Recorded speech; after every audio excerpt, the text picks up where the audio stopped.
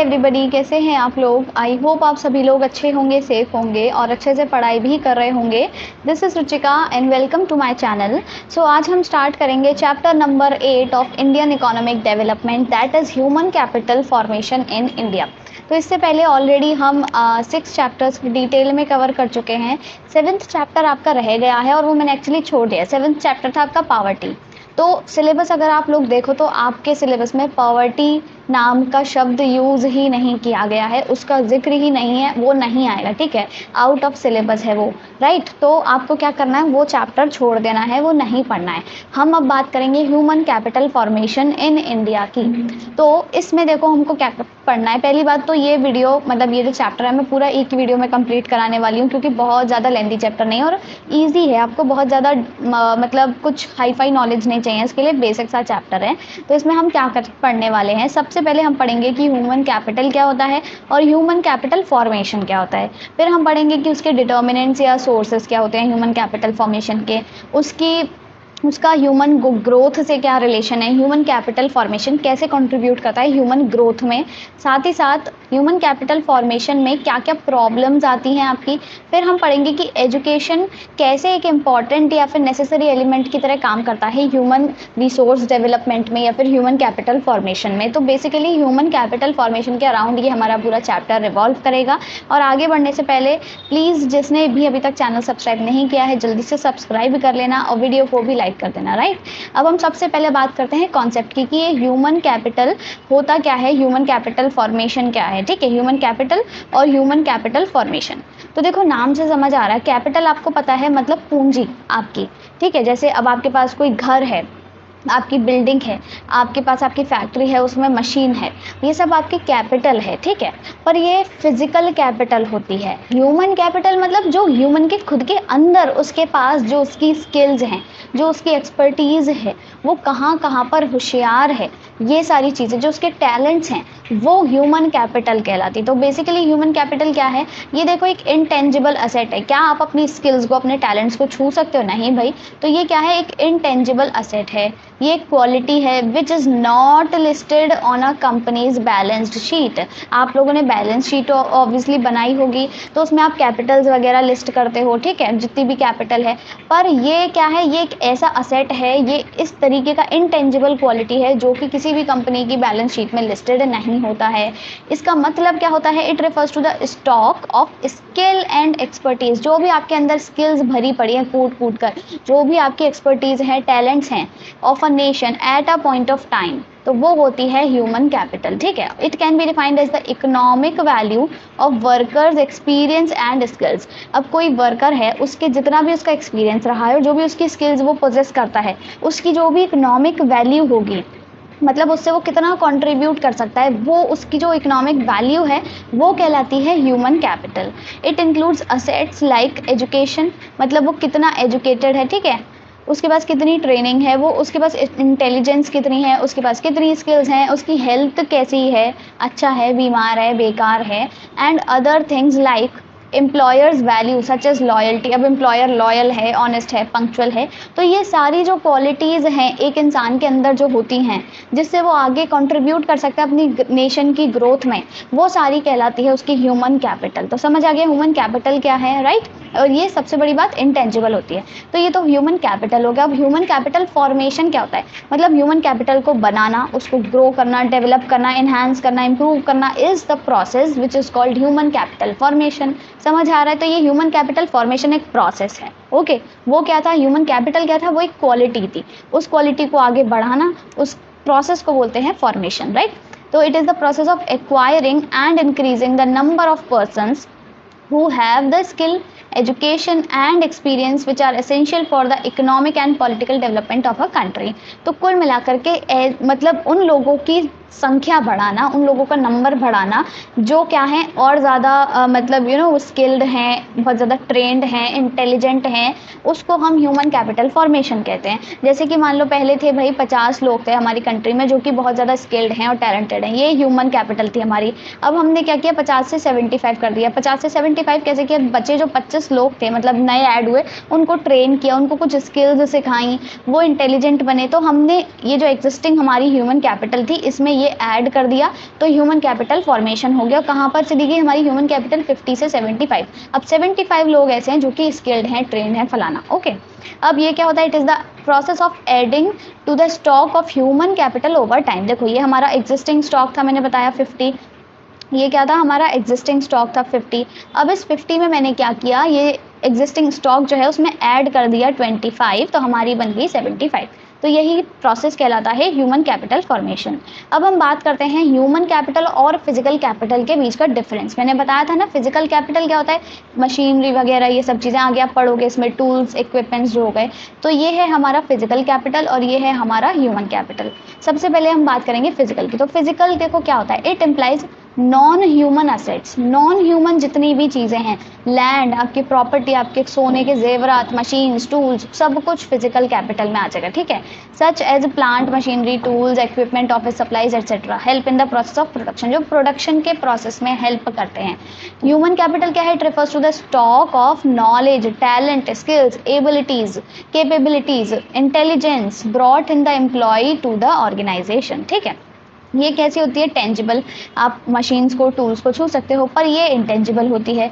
ये ट्रेड की जा सकती है मार्केट में, आप मशीन को बेच सकते हो ना, ट्रेड की जा सकती है, खरीद सकते हो टूल्स को, राइट। पर इसको क्या है, मतलब क्या कहते हैं, ट्रेड नहीं किया जा सकता, पर इनको बेचा जा सकता है। मतलब only the services of human capital can be sold. मतलब ह्यूमन कैपिटल जैसे मेरी स्किल्स हैं, अब ऐसा नहीं है मैं अपनी स्किल ही बेच दूंगी निकाल करके और फिर वो मेरे पास रहेगी नहीं। अब मैं पढ़ा रही हूँ, देखो मेरी ये स्किल अच्छी है, मुझे पता है कि मैं पढ़ाती हूँ, ठीक है। अब मैं अपनी ये स्किल किसी को बेच दूँ तो ऐसा नहीं है ना स्किल मेरे से चली जाएगी, मेरे पास रहेगी नहीं, मैं पढ़ाना भूल जाऊंगी, नहीं।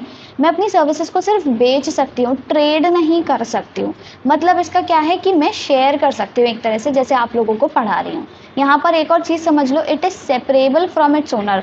अब जैसे मैं जिस लैपटॉप से पढ़ा रही हूँ आपको, वो लैपटॉप मेरा फिजिकल कैपिटल में आ गया, ठीक है। अब इसको मैं बेच दूँ तो ये मेरे से दूर हो जाएगा, सेपरेबल है। पर क्या मेरी जो पढ़ाने की स्किल है, ये जो मेरा टैलेंट है, ये सेपरेट हो सकता है? नहीं, तो ये इनसेपरेबल होता है। Constant use results in depreciation. अपने फ़ोन को आप बार बार घिसते रहोगे, मशीन्स को घिसते रहोगे, चलाते रहोगे, ऑब्वियसली वो डेप्रिसिएशन होगा, मतलब उनका टाइम के साथ उनकी जो वो है मतलब कैपेसिटी वो कम हो जाएगी। पर यहाँ पे क्या होता है, ये भी डेप्रिसिएशन में आ जाती है। मतलब यहाँ भी हमारी स्किल अगर हम टाइम के साथ और ज़्यादा इम्प्रूव ना करें, आप मान लो बहुत अच्छा कोई स्पोर्ट खेलते हो, बहुत साल तक फिर ना खेलो, तो बीच में एक लैग आ जाता है, तो वो आपकी वो वाली बात नहीं रहती है ना। मतलब आपकी वो जो स्किल है वो डेप्रिशिएट हो गई है।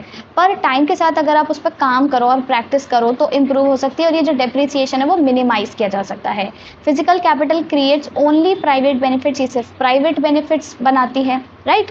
पर ये जो है वो प्राइवेट एंड सोशल दोनों बेनिफिट्स हमको देती है। कौन सी? Human capital. जैसे कि अब ये जो मेरी पढ़ाने की स्किल है, प्राइवेट बेनिफिट मुझे तो बेनिफिट देगी ही, पर सोशल बेनिफिट भी हो रहा है। भाई मैं आप सब लोगों को पढ़ा रही हूँ, बहुत सारे स्टूडेंट्स मेरी वीडियो से पढ़ रहे हैं, ठीक है। अब नेक्स्ट हमारा पॉइंट आता है डिटर्मिनेंट्स। हमने ह्यूमन कैपिटल पढ़ लिया, उसका फॉर्मेशन कैसे होता है, मतलब क्या होता है, और फिजिकल और ह्यूमन दोनों कैपिटल के बीच में हमने डिफरेंस पढ़ा। अब बात आती है डिटर्मिनेंट्स के, सोर्सेज की। मतलब क्या क्या ऐसी चीज़ें हैं जिन्हें हम करके ह्यूमन कैपिटल और बढ़ा सकते हैं अपनी, मतलब ऐसे लोगों को बढ़ा सकते हैं जो स्किल्ड हैं, ट्रेंड हैं, या फिर उनको स्किल प्रोवाइड कर सकते हैं, उनको ट्रेनिंग प्रोवाइड कर सकते हैं, जिससे कि ह्यूमन कैपिटल फॉर्मेशन बढ़ेगा। तो हम ऐसे क्या क्या काम करेंगे? देखो हमें बस 6 काम करने हैं। क्या क्या करना है याद रखो। एक्सपेंडिचर ऑन एजुकेशन, हमें पढ़ाई पर खर्चा करना है। एक्सपेंडिचर ऑन हेल्थ, हमें अपनी हेल्थ पर खर्चा करना है। एक्सपेंडिचर ऑन एक्वायरिंग इन्फॉर्मेशन, हमें इन्फॉर्मेशन एक्वायर करने पर खर्चा करना है। फिर हमको क्या करना है? एक्सपेंडिचर ऑन माइग्रेशन, हमें माइग्रेशन इधर से उधर जाने पर खर्चा करना है। ऑन द जॉब ट्रेनिंग देनी है और स्टडी प्रोग्राम्स बनाने हैं अडल्ट्स के लिए। क्या क्या करना है? 4 चीज़ों पे तो खर्चा करना है, एजुकेशन, हेल्थ, माइग्रेशन और इन्फॉर्मेशन, ठीक है। एजुकेशन, हेल्थ, माइग्रेशन और इन्फॉर्मेशन, 4 चीज़ें हो गई। फिर ये सब चीज़ें कर ली हमने, एजुकेशन दे दी, इन्फॉर्मेशन ले ली, मतलब उनको सब कुछ किया। फिर हम क्या करेंगे? उनको ऑन द जॉब ट्रेनिंग देंगे, और साथ ही साथ हम क्या करेंगे? अडल्ट्स के लिए क्या करना था हमको? स्टडी प्रोग्राम्स लॉन्च करने थे, ठीक है। तो एक एक करके समझते हैं। सबसे पहले आता है एक्सपेंडिचर ऑन एजुकेशन। एजुकेशन पे देखो, ऑब्वियसली अब आप लोग क्यों पढ़ रहे हो? क्यों पढ़ रहे हो, आपके मम्मी पापा क्यों खर्चा कर रहे हैं, मतलब इतना एक्सपेंडिचर क्यों कर रहे हैं, जिससे कि आप लोगों में कुछ स्किल आए, आप लोग ट्रेन हो, राइट, आपका डेवलपमेंट हो, आपका ग्रोथ हो, और साथ ही साथ इसी वजह से आपकी जो ह्यूमन कैपिटल है वो इंक्रीज होगी, और ऐसे आपके जैसे लाखों करोड़ों लोग बनेंगे, यानी कि ह्यूमन कैपिटल और बढ़ेगी, ह्यूमन कैपिटल फॉर्मेशन होगा, और ये अल्टीमेटली हमको क्या करेगा, हेल्प करेगा हमारे नेशन को ग्रो करने में। तो क्या है, spending on education by individuals is similar to the spending on capital goods by companies. जैसे कंपनीज क्या करती है, अपनी कैपिटल गुड्स पे लगातार खर्चा करती रहती हैं, उनकी मरम्मत में या फिर नई चीज़ खरीदने में, मशीन है ना, तो इससे क्या होता है, उनकी कंपनी और मतलब स्मूथली काम करेगी और वो ग्रो करेंगे। इसी तरह हम अगर अपनी एजुकेशन पे खर्चा करेंगे तो क्या होगा, हमारा नेशन भी स्मूथली ग्रो करेगा और आगे बढ़ेगा, ठीक है। It is done to increase future income, right. फिर आती है बात एक हेल्थ की। अब देखो, कोई मरा गिरा इंसान है, कोई बेकार है, बेकार एज इन मान लो उसकी हेल्थ ही अच्छी नहीं है, उसको प्रॉपर न्यूट्रिशन नहीं मिल रहा, खाना नहीं मिल रहा, या फिर वो बीमार रहता है, दवाइयाँ नहीं है, जब वो यही सब से उभर नहीं पा रहा है तो वो काम क्या करेगा, उसकी स्किल अगर उसके पास कुछ होगी भी तो वो कुछ यूज़ कर पाएगा, अगर बिस्तर पे पड़ा है तो नहीं कर पाएगा ना। तो उसकी हेल्थ भी अच्छी होनी चाहिए, तो अपने को हेल्थ पे भी खर्चा करना है, ठीक है। Improvement in the health of masses increases the productive capacity. जैसे ही वो सही होगा उसकी प्रोडक्टिव कैपेसिटी बढ़ेगी and leads to qualitative improvement in the human capital. फिर आता है एक्वायरिंग इन्फॉर्मेशन। एक्वायरिंग इन्फॉर्मेशन मतलब हमें इन्फॉर्मेशन एक्वायर करने में, लोगों को ज्ञान या फिर आई गेस जानकारी देने में हमको खर्चा करना है। कैसे खर्चा करना है, expenditure incurred for acquiring information relating to the labor market and other markets is also a source of human capital formation. This information is necessary to make decisions regarding investments in human capital as well as for the effective या फिर efficient utilization of the acquired human capital stock. तो कुल मिलाकर के हमको जानकारी देनी है कि भाई आप लेबर मार्केट या फिर अदर मार्केट के बारे में, कि जो आप एक तरह से ये कह लो कि क्या क्या चीज़ें हम कर सकते हैं और अपनी स्किल्स को एनहांस करने के लिए। जैसे अब आप क्या कर रहे हो, जैसे लोग क्या करते हैं, कुछ आजकल आपने देखा होगा बहुत सारे सर्टिफिकेट कोर्सेज आने लगे हैं, डिग्री कोर्सेज आने लगे हैं, ठीक है। सर्टिफिकेट कोर्सेज होते हैं जैसे 6-6 महीने के। हम क्या करते हैं, कोडिंग सीख ली हमने वेब डेवलपमेंट सीखा, हमने वेबसाइट्स बनाना सीखा, ये करना, ट्रेडिंग वगैरह। तो इससे क्या होता है, हमारी स्किल्स बढ़ रही हैं और ये सब हमको जानकारी मिल रही है। तो एक्वायर करने में, इंफॉर्मेशन एक्वायर करने में भी हमको खर्चा करना है, जिससे लोग और आगे बढ़ेंगे। फिर नेक्स्ट हमारे पास आता है एक्सपेंडिचर ऑन माइग्रेशन। अब देखो, लोग माइग्रेशन क्यों करते हैं, एक जगह से दूसरी जगह क्यों जाते हैं, क्योंकि उनको पता है उनको अच्छी अपॉर्चुनिटीज़ मिलेंगी, वहाँ पे अच्छी सैलरी मिलेगी। तो क्या होता है, जाने में भी खर्चा होता है, माइग्रेशन में कॉस्ट आती है, ट्रांसपोर्टेशन कॉस्ट आती है, और एक जो आपका पीछे छूट गया, आपका घर बार या फिर जो भी चीज़ें हैं उस सब की कॉस्ट आती है। पर अगर आपकी इनकम अच्छी है, आपको वहाँ से रिटर्न्स अच्छे मिलेंगे, तो वो कॉस्ट कम है और इनकम ज़्यादा है, तो क्या कर सकते हैं, हम ये रिस्क ले सकते हैं, कोई दिक्कत नहीं है। तो expenditure on migration may be another source of human capital formation as enhanced earnings in the migrated place is more than increase in the cost due to migration. अब आपका पूरा खानदान मान लो कहीं और शिफ्ट हो जाए, ठीक है, मान लो आपके पापा को दुबई में नौकरी करने का अपॉर्चुनिटी मिल गया और वो क्या करें, वो सोचते हैं कि चलो हम वहीं शिफ्ट हो जाते, तो हालांकि कॉस्ट तो बहुत आएगी, पर वहाँ पर अच्छी इनकम है, वहाँ पे अच्छा एनवायरनमेंट है, अच्छी अपॉर्चुनिटीज़ मिल रही हैं, तो क्यों ना करें माइग्रेशन। तो हमको माइग्रेशन पे खर्चा करना पड़ेगा।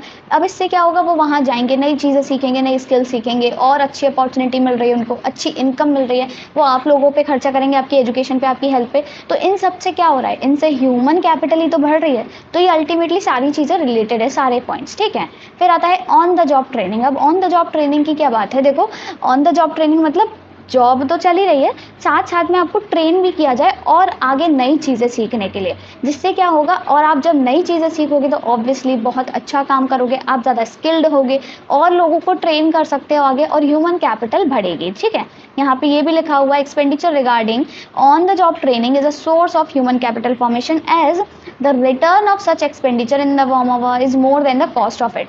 हालांकि अब क्या हो रहा है, 50 लोग काम कर रहे हैं, उनको आप सैलरी दे रहे हो और उनकी ट्रेनिंग पर भी खर्चा कर रहे हो। तो जो ट्रेनिंग पर खर्चा आ रहा है, ऑन द जॉब ट्रेनिंग पर जो कॉस्ट आएगी, होगी तो सही वो कुछ, पर जो उससे रिटर्न्स मिलने वाले हैं ना, वो कई ज़्यादा होंगे, तो ये आप रिस्क ले सकते हो। इससे आपको क्या है, ह्यूमन कैपिटल फॉर्मेशन होगा। Last, study programmes for adults. Adults के लिए हम स्टडी प्रोग्राम्स लॉन्च कर सकते हैं other than formal education. Formal education क्या होती है, हमारी जो प्राइमरी, सेकेंडरी और हम यूनिवर्सिटी लेवल्स पर करते हैं, वो हमारी फॉर्मल एजुकेशन होती है।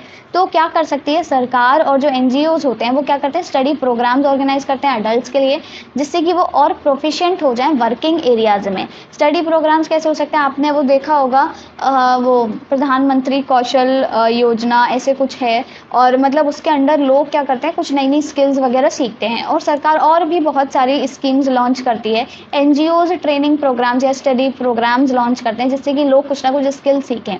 तो इससे क्या होता है, इनकी प्रोडक्टिविटी बढ़ती है, और ये एक सर्व करता है as a source of human capital formation. तो 6 पॉइंट्स हमने पढ़े। क्या क्या 6 पॉइंट्स हमने पढ़े थे, फटाफट से रिवाइज करो। हमने पहले 4 एक्सपेंडिचर पढ़े। Expenditure on education, expenditure on आपका हेल्थ, फिर एक्सपेंडिचर ऑन माइग्रेशन, और एक्सपेंडिचर एक और किस पे था आपका, एक्वायरिंग इंफॉर्मेशन। ठीक है, फिर हमने नेक्स्ट पढ़ा कि ऑन द जॉब ट्रेनिंग, और लास्ट आपका स्टडी प्रोग्राम्स फॉर अडल्ट्स। तो ये 6 थे, ये चारों पर तो हमने इन सब पे खर्चा किया, ऑन द जॉब ट्रेनिंग पर खर्चा किया और स्टडी प्रोग्राम्स लॉन्च किया। तो ये सारे क्या है, सोर्सेज है। अब इन सब से आप देखो आपस में थोड़ा बहुत कहीं ना कहीं इंटरलिंक्ड हैं, और इन सब से ह्यूमन कैपिटल फॉर्मेशन बढ़ेगा, ह्यूमन कैपिटल बढ़ेगी। यहाँ भी आप एक बार ये देख सकते हो, ये टेबल फटाफट से पढ़ लेना। देखो शॉर्ट में हमारा एजुकेशन पे खर्चा हुआ, फ्यूचर इनकम बढ़ेगी और हम और ज़्यादा ह्यूमन कैपिटल फॉर्म कर पाएंगे। ठीक है, फिर हेल्थ पर खर्चा किया तो हमारी प्रोडक्टिव कैपेसिटी बढ़ पाएगी, क्वालिटेटिव इंप्रूवमेंट होगा। तो इस तरीके से आप ये सारी चीज़ें पढ़ सकते हो। ये शॉर्ट पॉइंट्स हैं जो आपने याद रखने हैं, इससे आप पूरा सेंटेंस और पैराग्राफ बना सकते हो। तो ये सारे पॉइंट्स शॉर्ट में याद रख लेना, ठीक है, इसे ज़रूर पढ़ लेना। वही सारी चीज़ें लिखी हैं जो मैंने जस्ट भी पढ़ाई थी। अब एक चीज़ याद रखनी है कि एजुकेशन से रिलेटेड मेन जो चीज़ें आती हैं, क्या आती हैं, एजुकेशन और हेल्थ बेसिक नेसेसिटीज़ होती हैं किसी भी इंसान की। ठीक है, तो क्या है यहाँ पे एजुकेशन से रिलेटेड हमारे इंडिया में कौन कौन से इंस्टीट्यूशंस हैं या फिर अथॉरिटीज़ हैं। एक है एनसीईआरटी, एक है यूजीसी आपको पता होगा, एनसीईआरटी भी पता होगा, एआईसीटीई और एमसीआई। ये क्या है, एनसीईआरटी क्या होता है, एनसीईआरटी हम बोलते तो हैं एनसीईआरटी से पढ़ना, उसकी फुल फॉर्म क्या होती है, national council of education research and training. UGC मतलब यूनिवर्सिटी ग्रांट्स कमीशन। ये यूनिवर्सिटीज़ के लेवल पर जब आप 12th क्रॉस कर लोगे, ग्रेड पोस्ट ग्रेड, उस लेवल पर आपका जो अथॉरिटी है वो होता है यूजीसी। ये होता है टेक्निकल एजुकेशन के लिए all India council of technical education. ये मेडिकल काउंसिल होता है, medical council of India. Health के मामले में हम बात करें तो हमारे पास एक इंस्टीट्यूशन है, अथॉरिटी है ICMR, Indian council of medical research. तो ये आपकी आई गेस एनसीईआरटी में भी मेंशन है, इसीलिए मैंने आपको बताया, ये आपको याद रखना है। अब बात आती है human capital formation and human growth. तो कैसे ह्यूमन कैपिटल फॉर्मेशन कंट्रीब्यूट करता है ह्यूमन की ग्रोथ में, या फिर कैसे ये लिंक्ड हैं दोनों चीज़ें, ये अब हम पढ़ते हैं। देखो सबसे पहले पॉइंट आता है, बहुत बेसिक पॉइंट्स हैं, बस आपको पॉइंट्स याद करने हैं, अंदर का कंटेंट रटने मत लगना। पहले भी जो भी मेरे 6 पॉइंट्स बताए थे उसमें भी बेसिक चीज़ें थी, इसमें भी देखो बेसिक ही चीज़ें हैं, वही हैं जो अभी तक मैं पढ़ा कर आई हूँ। ठीक है, सबसे पहले हम क्या देखेंगे, inventions, innovations and technological improvement. अब ये पॉइंट याद है ना, अगर आपको इसी से दिमाग में आपको समझ आ जाएगा कि जो ह्यूमन कैपिटल फॉर्मेशन होता है वो किस में हेल्प करता है, हमको अलाउ करता है कि हम और ज़्यादा इन्वेंशन करें। अगर कोई हमारी एजुकेशन पे खर्चा कर रहा है, हमारी हेल्थ पे खर्चा कर रहा है, यानी कि हमारी ह्यूमन कैपिटल बढ़ रही है, ह्यूमन कैपिटल बढ़ेगी तो हम और ज़्यादा ग्रो करेंगे, हम नई नई चीज़ें इन्वेंट करेंगे, हम कुछ ना कुछ इनोवेट करेंगे, टेक्नोलॉजिकल इंप्रूवमेंट आएगा, नई नई मशीन्स बनेगी, प्रोडक्टिव कैपेसिटी बढ़ेगी लोगों की। मतलब आप देख रहे हो सारी चीज़ें लिंक्ड हैं। तो पॉइंट्स दिमाग में रखने हैं, बस मेन पॉइंट्स, अंदर का मैटर याद नहीं रखना। अंदर का मैटर मैं पढ़ा देती हूँ, आप भी पढ़ो, पर रट्टा मत मारना। ठीक है, यहाँ पे देखो क्या है, it leads to more innovations in the areas of production and other related activities, it leads to more growth, right, and it also creates the ability to absorb new technologies, right. Next आता है हमारे पास higher productivity of physical capital. अब आप देखो, जैसे आपकी education पे खर्चा हुआ, आपकी हेल्थ पर खर्चा हुआ, तो क्या होगा, आप ह्यूमन कैपिटल तो आपकी बढ़ेगी, पर जब ह्यूमन कैपिटल बढ़ेगी, अब आप नई नई चीज़ें इनोवेट कर रहे हो, इन्वेंट कर रहे हो, ये सारी चीज़ें कर रहे हो, टेक्नोलॉजिकल इंप्रूवमेंट हो रहा है, नई नई मशीन्स वगैरह बना रहे हो, तो जब अच्छी अच्छी मशीन्स बनेंगी, और मशीन्स कैसी होंगी, ज़्यादा बेटर होंगी, पहले से अच्छी होंगी और इन्हेंस्ड वर्जन होगा उनका। तो क्या है, फिजिकल कैपिटल जो है हमारी, मशीन्स टूल्स, वही हम ही तो बना रहे हैं। मशीन्स टूल्स कौन बनाता है, हम ही बनाते हैं। मतलब हम हमारी आप कह लो ह्यूमन कैपिटल बढ़ रही है, हमारी स्किल बढ़ रही है, हम मशीन्स अच्छी बना रहे हैं, मशीन से क्या हो रहा है और प्रोडक्टिविटी बढ़ रही है, समझ रहे हो। तो human capital increases labour productivity तो बढ़ती है। Trained workers will use the physical capital more efficiently. Obviously किसी अनाड़ी को कोई मशीन चलाने को दे दो, उसको नहीं आएगा, पर किसी पढ़े लिखे इंसान को जिसको उसकी जानकारी है, उसने ट्रेनिंग ली है, तो उसको अच्छे से चलानी आती होगी, वो कम टाइम में ज़्यादा से ज़्यादा प्रोड्यूस करेगा और नई मशीन्स खड़ी कर देगा तुम्हारे सामने लाके। नेक्स्ट आता है रेजेस प्रोडक्शन। अब इतने सारे काम हो रहे हैं, मशीन्स बन रही हैं, ह्यूमन कैपिटल इंक्रीज हो रही है, फिजिकल कैपिटल इंक्रीज हो रही है, तो ऑब्वियसली हमारा प्रोडक्शन भी तो रेज होगा ना, और इससे क्या होगा, अल्टीमेटली हमारी जो इकोनॉमिक ग्रोथ है वो बढ़ेगी, हमारी जीडीपी बढ़ेगी, जो नॉलेजेबल और स्किल्ड वर्कर्स हैं वो ज़्यादा अच्छा यूज़ कर सकते हैं और ऑप्टिमली यूज़ कर सकते हैं हमारे रिसोर्सेज को, मतलब कम से कम यूज़ करके ज़्यादा से ज़्यादा आउटपुट दे सकते हैं, क्योंकि उनको जानकारी है, उनके पास वो स्किल है। क्यों? क्योंकि उनकी स्किल पर, उस एजुकेशन पर, ये सब पे खर्चा किया गया है। नेक्स्ट हमारे पास पॉइंट आता है high rate of participation and equality. अब देखो, लोग जब पढ़ेंगे, उनको नॉलेज मिलेगी, उनको इन्फॉर्मेशन मिलेगी, वो और ज़्यादा आगे ग्रो करेंगे, एक्सप्लोर करेंगे, तो ये जो पुराने चीज़ें ख्यालात होते हैं कि भाई औरतें काम नहीं कर सकती और ये वो, या फिर जो गरीब और अमीरी वाला गैप है, ये सारी चीज़ें मिटेंगी, जेंडर इक्वालिटी मेंटेन होगी और साथ ही साथ सोशल इक्वालिटी भी मेंटेन होगी, राइट। तो bye improving the productive measures of the labor force, the formation of human capital increases excellent employment बनेगा। This leads to a high rate of participation in the labor force। ज़्यादा से ज़्यादा लोग participate करेंगे। अब वो कुछ स्किल सीख रहे हैं, तो ये नहीं ना कि स्किल सीख करके कुछ घर पे ही बैठे जाएंगे, कुछ नहीं करेंगे, ऑब्वियसली वो ज़्यादा से ज़्यादा पार्टिसिपेट करेंगे। और क्या होगा, it reduces the gap between the poor and the rich. अमीर और गरीब के बीच में जो वाइड गैप है, गल्फ है, ये कम होगा। लास्ट हमारे पास आता है improves the quality of life. अब जब इतना सारा काम हो रहा है, हम काम कर रहे हैं, मशीन्स बना रहे हैं, आगे बढ़ रहे हैं, हमारी इनकम बढ़ेगी, हम जीडीपी में कंट्रीब्यूट कर रहे हैं, अपने नेशन की ग्रोथ को प्रमोट कर रहे हैं, तो हमारी भी तो लाइफ की क्वालिटी सुधरेगी, हमारा भी तो स्टैंडर्ड ऑफ लिविंग थोड़ा अपलिफ्ट होगा। तो क्वालिटी ऑफ लाइफ किससे मतलब दिखाई जाती है, समझ आती है कि हमारी इनकम कितनी है और हेल्थ कैसी है। भले हम कमा रहे हैं पर बीमार पड़े तो वो आपकी अच्छी क्वालिटी ऑफ लाइफ नहीं है। और मान लो आपकी हेल्थ बहुत अच्छी है पर आपके पास थोड़े पैसे कम हैं, तो आप उस हेल्थ को ज़्यादा टाइम तक मेंटेन नहीं कर पाओगे। तो क्वालिटी ऑफ लाइफ के दो इंडिकेटर्स होते हैं, याद रखने हैं, इनकम और हेल्थ। तो इनकम और हेल्थ दोनों ही किस पर डिपेंड करते हैं, आप अपनी एजुकेशन कितनी है, आपके पास कितनी सारी स्किल्स हैं, right. The formation of human capital increases these skills and improves the quality of life. Better quality of population means more economic growth. तो सारे ही पॉइंट्स इंटरलिंक्ड हैं। क्या क्या हमने पढ़ा, दोबारा से एक बार रिवाइज करते हैं। ये पांचों पॉइंट्स, इन्वेंशन होगा, इनोवेशन होगा, टेक्नोलॉजिकल इंप्रूवमेंट होगा।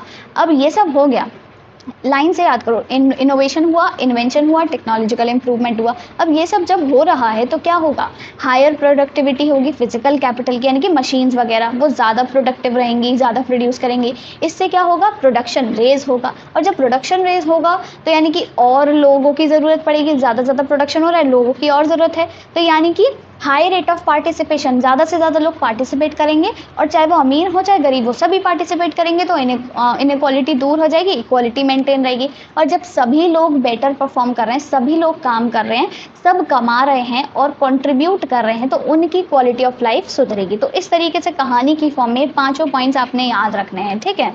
फिर इसके बाद हमारे पास आता है problems facing human capital formation in India. अब देखो, हमने अभी बात करी कि हम ये कर सकते हैं, हम क्या बात करी थी हमने, कैसे कैसे ह्यूमन कैपिटल फॉर्मेशन बढ़ा सकते हैं। फटाफट से दिमाग लगा के सोचना, वीडियो पॉज करके। एक तो हमने पढ़ा कि हम एजुकेशन पे खर्चा करें, एक हमने पढ़ा कि हम हेल्थ पे खर्चा करें, एक हमने पढ़ा कि हम माइग्रेशन पे खर्चा करेंगे, और हमने क्या पढ़ा था, ऑन द जॉब ट्रेनिंग देंगे और स्टडी प्रोग्राम्स लॉन्च करेंगे। एक और पॉइंट हमने कोई सा पढ़ा था, ठीक है। तो ये सारी चीज़ों पे हम खर्चा करके क्या कर सकते हैं, ह्यूमन कैपिटल फॉर्म कर सकते हैं। पर पॉइंट ये आता है, ऐसा तो नहीं है ना, इतना आसान है। ऐसे अगर ऐसा ही होता कि एजुकेशन पे खर्चा करके और हेल्थ पे खर्चा करके हम ह्यूमन कैपिटल बढ़ा लेते, तो आज के टाइम पे सभी लोग पढ़े लिखे और सभी लोग एकदम हष्ट-पुष्ट होते कि नहीं होते। यानी कि पॉइंट वो कहाँ आ रहा है, मतलब पॉइंट क्या आता है, कहीं ना कहीं तो रुकावट कोई आ ही रही है, जिससे कि हम सब लोग ग्रो नहीं कर पा रहे हैं। तो क्या ऐसी रुकावट आ रही है, क्या ऐसी प्रॉब्लम्स हैं जो कि फेस करनी पड़ रही हैं, किसको, ह्यूमन कैपिटल फॉर्मेशन को। ये जो ह्यूमन कैपिटल फॉर्म करने की जो प्रोसेस है, इसको फेस करनी पड़ रही है इंडिया में, जिससे कि हम थोड़े पीछे हैं, ठीक है। अब क्या क्या प्रॉब्लम्स हैं, ये प्रॉब्लम समझो पहले तो, पॉइंट्स। Insufficient resources. अभी से समझो हमारे पास सफिशिएंट रिसोर्सेज नहीं है, पहली बात। ब्रेन ड्रेन हो रखा है, ब्रेन ड्रेन अभी आके समझेंगे। सीरियस इनएफिशिएंसीज हैं। हाई ग्रोथ ऑफ पॉपुलेशन, हमारी जनता तो भाई अब तो जनसंख्या सबसे ज़्यादा है इंडिया की, ठीक है। वीक साइंस एंड टेक्नोलॉजी, हम कहीं ना कहीं वीक हैं, हालांकि ग्रो कर रहे हैं, ऐसा नहीं है बिल्कुल ही रद्दड़ हैं, पर थोड़े से वीक है। Lack of proper man power planning, several imbalances हैं, long duration, high regional and gender inequality, inadequate on the job training. अब ये सारे पॉइंट्स, यानी कि कितने पॉइंट्स हो गए आपके, 10 पॉइंट्स हैं, इनको हमको एक एक करके समझना है। सबसे पहला आता है insufficient resources.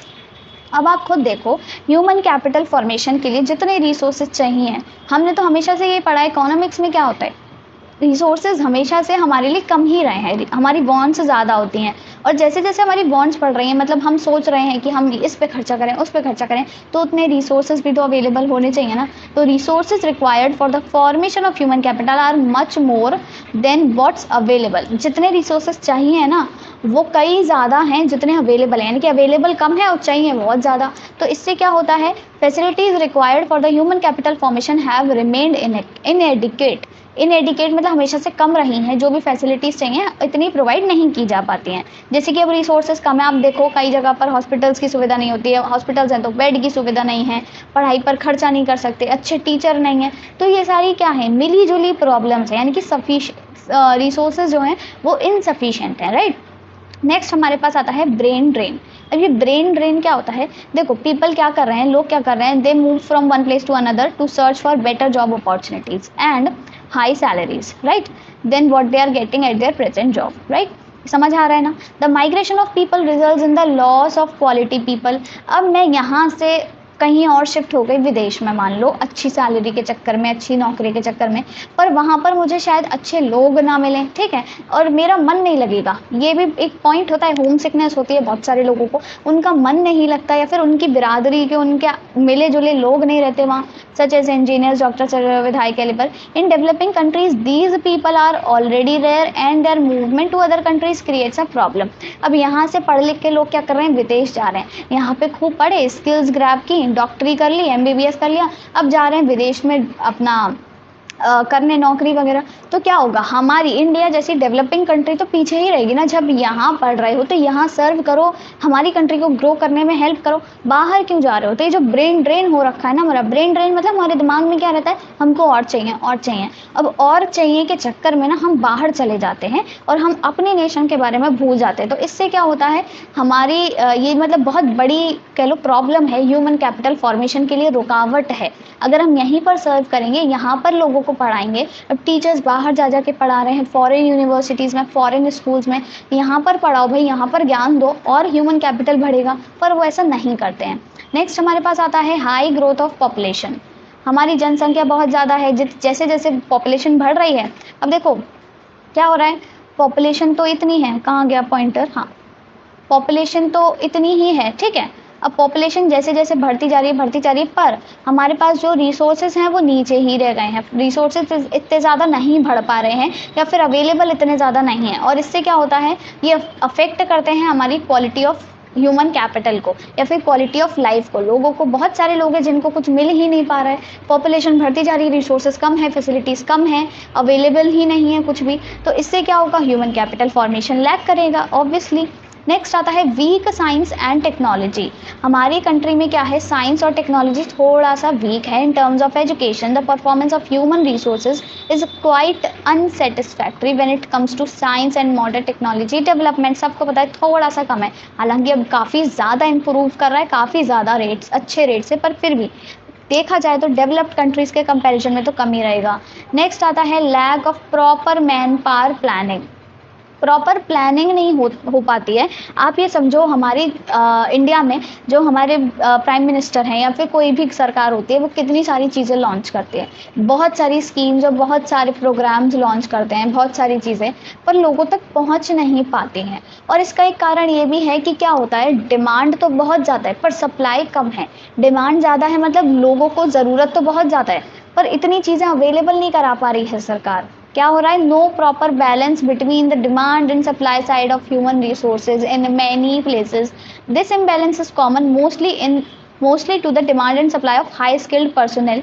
The lack of balance ultimately results in wastage of resources, और इससे ultimately resources हमारे waste होते हैं। तो एक proper प्लानिंग के साथ हमें मूव करना है और डिमांड और सप्लाई में थोड़ा सा बैलेंस लेकर के आना है।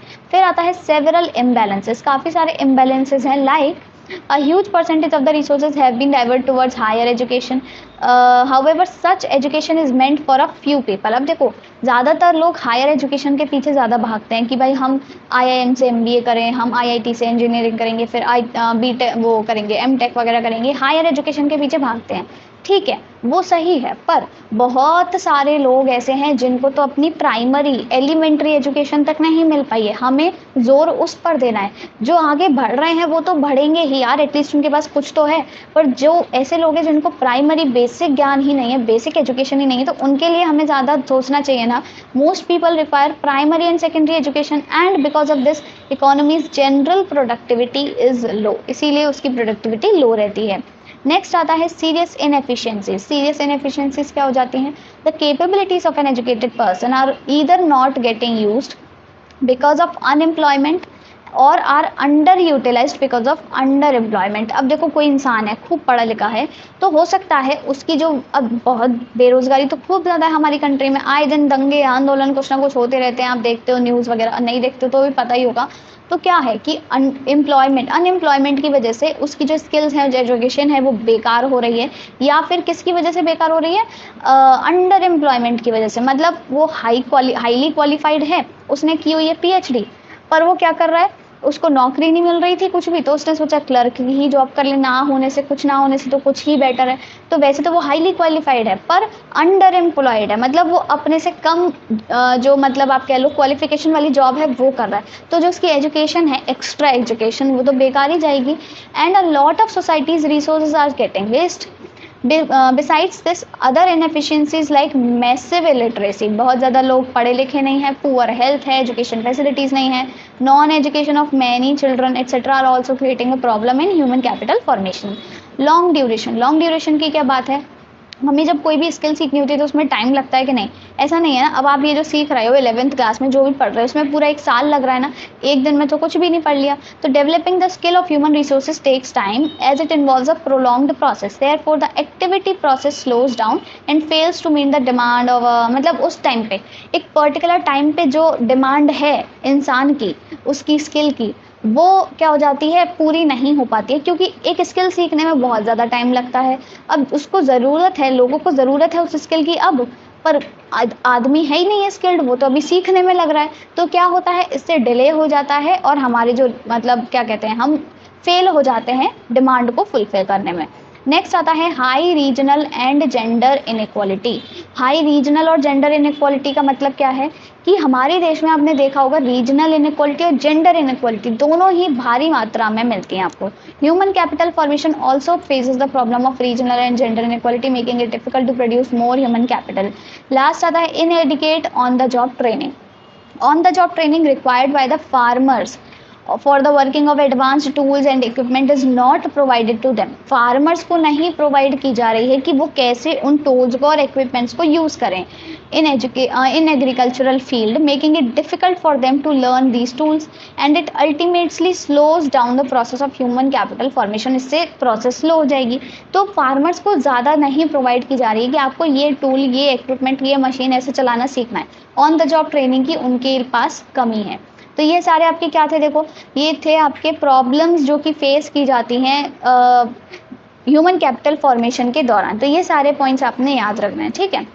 अब इसके बाद नेक्स्ट पॉइंट हमारा आता है एजुकेशन। लास्ट पॉइंट है education as an important element of human resource development. अब हमने पढ़ा, अभी जब से हम पढ़ रहे हैं, और अगर आप खुद भी थोड़ा कॉमन सेंस लगाओ तो एजुकेशन बेसिक सबसे पहले आता है, मतलब प्राइमरी चीज़ है। अगर हमको ह्यूमन कैपिटल फॉर्मेशन चाहिए, ह्यूमन कैपिटल अपनी बढ़ानी है, कैसे? क्योंकि हम एजुकेशन पे खर्चा करेंगे तभी हम आगे बढ़ सकते हैं। हम पढ़ेंगे लिखेंगे, आधे लोग मान लो डॉक्टर बन रहे हैं, फिर वो हेल्थ पे खर्चा करेंगे, ठीक है। आधे लोग कुछ कर रहे हैं, बिजनेस कर रहे हैं, मतलब एजुकेशन सबसे ज़्यादा इंपॉर्टेंट है। तो एजुकेशन के थ्रू हम कैसे ह्यूमन रिसोर्स डेवलप कर सकते हैं, तो ये तो देखो बेसिक चीज़ें हैं जो आपके सामने नजर आ रही हैं। एजुकेशन क्या होता है? It is a process where an individual learns, gets training and improves and develops his skills through knowledge. ये आपको पता है एजुकेशन क्या है। अब एजुकेशन के इम्पॉर्टेंस और ऑब्जेक्टिव्स क्या होते हैं and the need for government intervention in education and health. Education की पहले इंपॉर्टेंस क्या है, उसके ऑब्जेक्टिव्स क्या हैं। इट प्रोड्यूसेस रिस्पॉन्सिबल सिटीजन्स, ठीक है, इसमें मैं कुछ भी समझाने नहीं वाली हूँ, बहुत बेसिक चीज़ें लिखी हुई हैं, आप खुद ही समझ सकते हो। रिस्पॉन्सिबल सिटीजन्स मतलब प्रोड्यूस करती है, डेवलप करती है ह्यूमन पर्सनालिटी, एक्सपेंड करती है mental horizon of people and promotes cultural standards. Greater participation होता है इकोनॉमिक डेवलपमेंट में, लोग पढ़ेंगे लिखेंगे, ज़्यादा से ज़्यादा पार्टिसिपेट करेंगे, क्योंकि पढ़ लिख के घर पे कोई नहीं बैठना चाहता आज के टाइम पे, चाहे लड़का हो लड़की हो अंकल हो आंटी हो कुछ भी हो, वो चाहते हैं ज़्यादा से ज़्यादा वो नौकरी करें पैसा कमाएं जिससे कि इकोनॉमिक डेवलपमेंट होगा। अब गवर्नमेंट पार्टिसिपेशन की बात आती है, ये क्यों ज़रूरी है, because education and health require heavy investment and fixed expenditure. Education और हेल्थ दो ऐसे एरियाज़ हैं हमारे इंडिया में या फिर किसी भी कंट्री में जहाँ पर प्रॉपर अच्छा खासे खर्चे की ज़रूरत होती है, क्योंकि एजुकेशन प्रोवाइड करने के लिए भी लोगों को रिसोर्सेज चाहिए, उनकी हेल्थ अच्छी करने के लिए भी रिसोर्सेज चाहिए, और इतना भारी मात्रा में खर्चा प्राइवेट सेक्टर नहीं करेगा। और वो क्यों करेगा, उसको तो प्रॉफिट कमाना होता है, तो सरकार ये करती है। सरकार को चाहिए कि उसकी जनता भली रहे, उसकी जनता का वेलफेयर हो, वो ग्रो करे और आगे अपने देश का नाम रोशन करे, राइट। तो इसीलिए वो बहुत सारा खर्चा करते हैं, सरकार का इंटरवेंशन ज़रूरी होता है।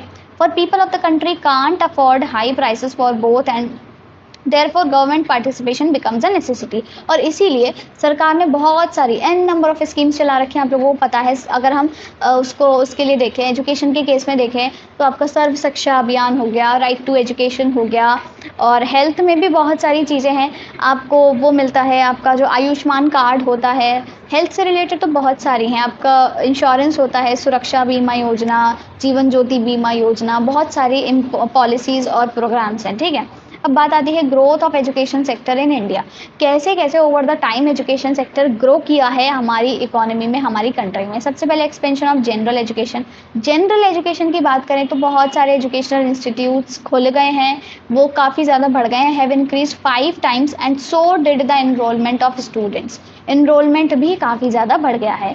एलिमेंट्री एजुकेशन की बात करें, मतलब 1st to 5th वाला, the number of primary and middle schools have increase. The major cause of educational backwardness is social economic poverty. तो सोशल इकोनॉमिक पावर्टी जो होती है इसकी वजह से थोड़ी सी वो दूर हुई है, क्योंकि लोग क्या कर रहे हैं, मतलब देखो काफ़ी सारे लोग ना प्रेरित हो रहे हैं, मतलब क्या बोलते हैं उसको, अवेयर हो रहे हैं। काफ़ी सारे लोग अब अवेयर हो रहे हैं कि भाई हमको बच्चों को स्कूल भेजना चाहिए, ये नहीं कि हम उनसे काम करवाएं, ठीक है। तो यूजुअली लोग, आपने देखा होगा आज भी ऐसा होता है कि छोटे छोटे बच्चे काम करते हैं कहीं ना कहीं ढाबे पे, गांव वगैरह में, पर फिर भी लोग काफ़ी ज़्यादा अवेयर हो रहे हैं कि हम अपने बच्चों को पढ़ाएं, वो कैसे ना कैसे करके पढ़ाते हैं।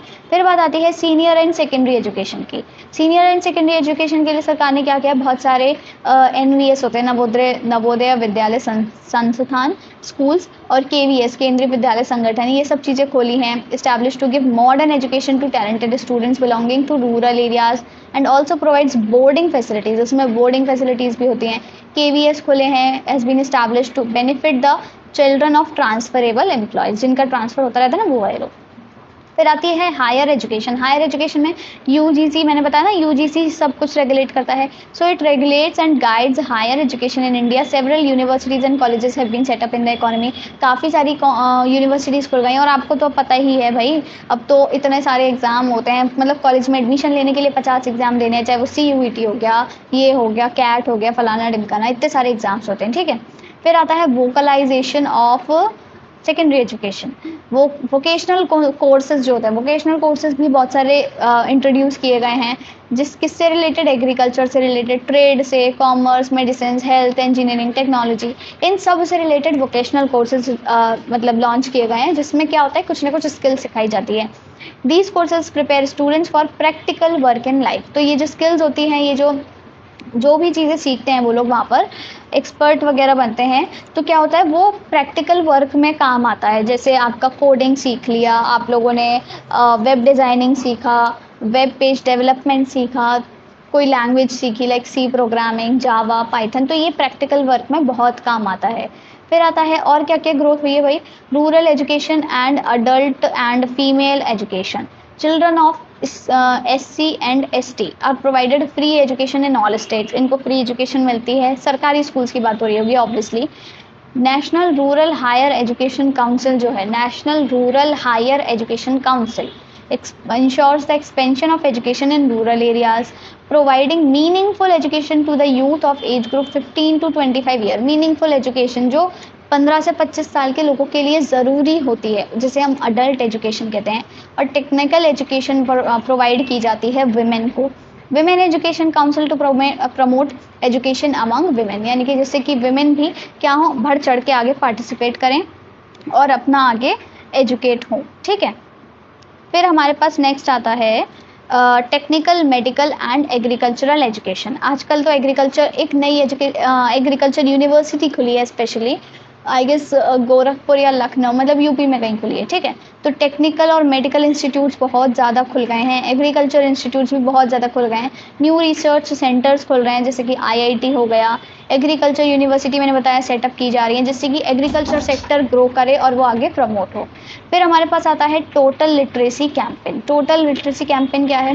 नेशनल लिटरेसी मिशन लॉन्च किया गया था to ensure that there is total literacy in the country and it was remodelled to Saakshar Bharat that focus mainly upon female education covering all those areas in the age group 15 and above. तो women education पे और उनकी technical education पे, छोटे बच्चे हैं, child education पे बहुत ज़्यादा जोर दिया गया है.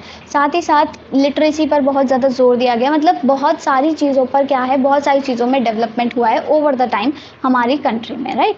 अब लास्ट हमारी ये स्लाइड बचती है, इसमें हम समझते हैं कि इतने सारे काम किए गए हैं. अभी में हमने पढ़ा, कितने सारे पॉइंट्स पढ़े हमने? 8 पॉइंट्स पढ़े हैं. ये सारे पॉइंट्स पढ़े हैं कि ऐसे ऐसे हो रहा है, यूनिवर्सिटीज़ खुल रही हैं, ये हो रहा है, वो हो रहा है, पर स्टिल यहाँ पे क्या है, थोड़ा सा एक लैग है. हमारा जो एजुकेशन सिस्टम है या फिर एजुकेशन सेक्टर है, अभी भी इतना ज़्यादा ग्रो नहीं कर पाया है, नहीं कर रहा है. अभी भी बहुत सारे लोग कम पढ़े लिखे हैं, नहीं पढ़े लिख पा रहे हैं, उनके पास रिसोर्स नहीं है. क्या क्या ऐसी प्रॉब्लम्स आ रही हैं कि why is education a challenging proposition in India. अभी भी पीछे है.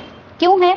Large number of illiterates. अभी भी बहुत सारे कम ऐसे लोग हैं जो कम पढ़े लिखे हैं. तो देखो, इलिटरेट्स में और अनएजुकेटेड में डिफरेंस होता है. ये आपका होमवर्क है कि इलिटरेट में और अनएजुकेटेड में क्या डिफरेंस होता है आपको बताना है, या फिर नहीं, डिफरेंस नहीं, एक्चुअली आपको डिफरेंस बताना है. लिटरेट में, लिटरेट की डेफिनेशन क्या है, और एजुकेटेड, मतलब लिटरेट कौन होता है और एजुकेटेड कौन होता है, इन दोनों में डिफरेंस आपको बताना है. ठीक है. तो क्या है, around 36 crore people in India are illiterate. सोचो 36 करोड़ इलिटरेट है, making India a country with the largest number of illiterates. Right. Inadequate vocalisation, degree oriented education is the main reason of unemployment. यहाँ पे क्या होता है, हम डिग्री के पीछे भागते हैं, हमारी डिग्री मिल जाए, हमको डिग्री मिल जाए, हमको ये डिग्री लेनी है, वो डिग्री लेनी है, उसके बाद उससे रिलेटेड हमको नौकरियाँ नहीं मिल रही हैं या फिर हम उसमें खुश नहीं हैं, हमको हमारी क्वालिफिकेशन के हिसाब से हमको सैलरी नहीं मिल पा रही है. तो क्या होता है, हमारी जो डिग्री है, हमारा जो पैसा है, वो सब कुछ बेकार जाता है. ठीक है.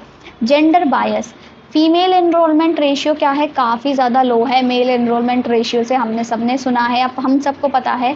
स्पेशली ये आजकल हो रहा है, मतलब काफ़ी टाइम से होता आ रहा है रूरल एरियाज़ में. ड्रॉप आउट रेशियो फीमेल्स का बहुत ज़्यादा होता है, जो ऐसी फीमेल्स जो बीच में पढ़ाई छोड़ देती हैं. ठीक है. Low rural access level, the rural population has led access to education compare to the urban, has less access. अच्छा, तो क्या है, वही कि रूरल पॉपुलेशन के पास कम एक्सेस होता है, उन वहाँ पे ज़्यादा स्कूल नहीं है, या फिर उनके पास ज़्यादा पैसा नहीं है कि वो लोग भेज नहीं सकते स्कूल. प्राइवेटाइजेशन, अब प्राइवेटाइजेशन हो रहा है, बहुत सारे एक्सपेंसिव स्कूल्स, प्राइवेट यूनिवर्सिटीज़ खुल गई हैं जो बहुत ज़्यादा हाई चार्ज करते हैं, चाहे फीस हो या कुछ भी हो, आप सबको पता है. तो इससे क्या होता है, ये एक कारण होता है. जैसे कोविड के टाइम पर बहुत सारे लोग थे, बहुत सारे पेरेंट्स थे जिनको अपने बच्चों को स्कूल से एडमिशन कटवाना पड़ा. यही वजह थी कि भाई उनकी नौकरियां चली गई और प्राइवेट स्कूल्स माने नहीं, उनको तो फीस चाहिए. तो ये क्या होता है, इससे हमारा एजुकेशन सिस्टम बेकार हो रहा है. हम उससे पता चलता है हमारा एजुकेशन सिस्टम कितना बेकार है और पीछे हो रहा है. लो गवर्नमेंट एक्सपेंडिचर ऑन एजुकेशन, हालांकि काफ़ी एक्सपेंडिचर हो रहा है, पर फिर भी कंपैरेटिवली देखा जाए तो जितनी डिमांड है ना खर्चे की, वो फुलफिल नहीं हो पा रही है. जितना खर्चा करना चाहिए वो सरकार नहीं कर रही है, नहीं कर पा रही है. तो ये भी एक प्रॉब्लम अराइज होती है कि एजुकेशन एक चैलेंजिंग प्रोपोजिशन है अभी भी, आज भी इंडिया में. तो ये सारे आपके कंटेंट्स ख़त्म होते हैं और इसी के साथ आपका चैप्टर भी ख़त्म होता है. हमने क्या क्या चीज़ें पढ़ ली हैं, एक बार मैं रिवाइज़ कराती हूँ. देखो, सबसे पहले हमने पढ़ा कि ह्यूमन कैपिटल फॉर्मेशन आपका क्या होता है, ठीक है। ह्यूमन कैपिटल क्या है, ह्यूमन कैपिटल फॉर्मेशन क्या है। फिर हमने पढ़ा इन दोनों के बीच का डिफरेंस, फिजिकल कैपिटल और ह्यूमन कैपिटल। फिर हमने पढ़े डिटर्मिनेंट्स और सोर्सेज, क्या कहते हैं, education, health, acquiring information, migration, on the job training और स्टडी प्रोग्राम्स। फिर आता है हमारा ये हमने अथॉरिटीज़ पढ़ी। फिर हमने पढ़ा कि ह्यूमन ग्रोथ में कैसे कंट्रीब्यूट कर सकता है। हम इन्वेंशन करेंगे, इनोवेशन करेंगे, प्रोडक्टिविटी बढ़ेगी, प्रोडक्शन रेज होगा, उससे क्या होगा, हाई पार्टिसिपेशन होगा, इनइक्वालिटी दूर होगी, इक्वालिटी मेंटेन रहेगी, तो हमारा क्वालिटी ऑफ लाइफ मेंटेन होगी। फिर हमने पढ़ा क्या क्या ऐसी प्रॉब्लम्स आ रही हैं जो कि ह्यूमन कैपिटल फॉर्मेशन में रुकावट पैदा कर रही हैं। ये सारी आपकी प्रॉब्लम्स थी, ये हमने 10 प्रॉब्लम्स पढ़ी। उसके बाद हमने पढ़ा कि एजुकेशन कैसे कंट्रीब्यूट करता है human resource capital, human resource development में, तो एजुकेशन के बारे में पढ़ा। गवर्नमेंट इंटरवेंशन की क्या ज़रूरत है, ये हमने पढ़ा कि क्यों सरकार का इंटरवेंशन ज़रूरी होता है एजुकेशन और हेल्थ दोनों ही सेक्टर्स में, ठीक है। फिर हमने पढ़ा कि कैसे ग्रोथ हुई है एजुकेशन की ओवर द टाइम हमारे इंडिया में एजुकेशन सेक्टर की, और ये भी पढ़ा साथ ही साथ कि इतने कंट्रीब्यूशन के बाद, इतने सारे एफर्ट्स हम लोग कर रहे हैं, सरकार कर रही है, उसके बाद भी आज भी एजुकेशन सेक्टर हमारा इतना पिछड़ा हुआ क्यों है। तो ये सारी ही चीज़ों के साथ आपका ये चैप्टर फिनिश होता है। आई होप आपको पूरा चैप्टर अच्छे से समझ आ गया होगा, और इसके नोट्स आपको टेलीग्राम ग्रुप पे मिल जाएंगे, आप वो ज्वाइन कर लेना। उसका लिंक आपको चैनल के डिस्क्रिप्शन में दे रखा है, तो उस पर आपको ये पूरा PDF पे मिल जाएगा। आपके एग्जाम आ रहे होंगे, आप अच्छे से रिवाइज कर सकते हो सारी चीज़ें शॉर्ट में, राइट। सो वीडियो को अभी तक अगर आपने लाइक नहीं किया है तो do give it a like and do not forget to subscribe to my channel. Thank you.